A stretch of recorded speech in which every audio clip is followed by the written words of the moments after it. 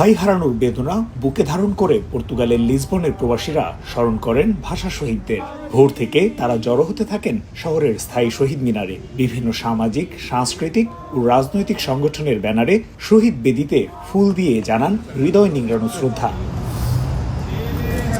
বাংলাদেশ দূতাবাসের পক্ষ থেকে শ্রদ্ধা জানান তৃতীয় সচিব ও কাউন্সিলর। শহীদ মিনারে ফুল দিয়ে ভাষা শহীদদের স্মরণ করে Portugal Bangla press club, Portugal সাহিত্য সংসদ, পর্তুগাল বাংলাদেশ ফ্রেন্ডশিপ অ্যাসোসিয়েশন সহ বিভিন্ন সংগঠন। ফুলের শ্রদ্ধায় ভরে ওঠে স্মৃতির মিনার।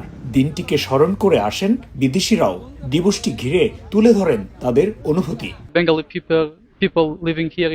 আমি তৃতীয়বারের মতো এখানে এসেছি। আমার খুবই ভালো লাগছে পর্তুগালে বসবাসরত বাংলাদেশিদের ভাষা ও এই দিনটির প্রতি তাদের আবেগ দেখে। আমি নিজেও পর্তুগালে একজন অভিবাসী। আমার মাতৃভাষা রোমানিয়ান এবং আমি আমার ভাষা নিয়ে গর্বিত। আমার মনে হয় প্রত্যেক ভাষাভাষীর জন্য দিনটি গর্বের।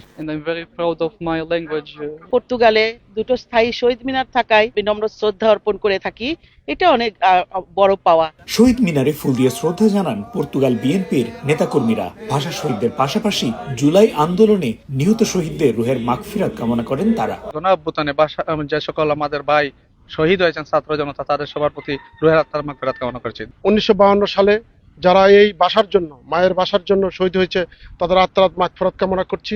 শ্রদ্ধা জানাতে আসা মানুষের আশা কেবল আনুষ্ঠানিকতায় সীমাবদ্ধ না থেকে ভাষার মর্যাদায় অব্যাহত থাকবে শুদ্ধ বাংলা চর্চা।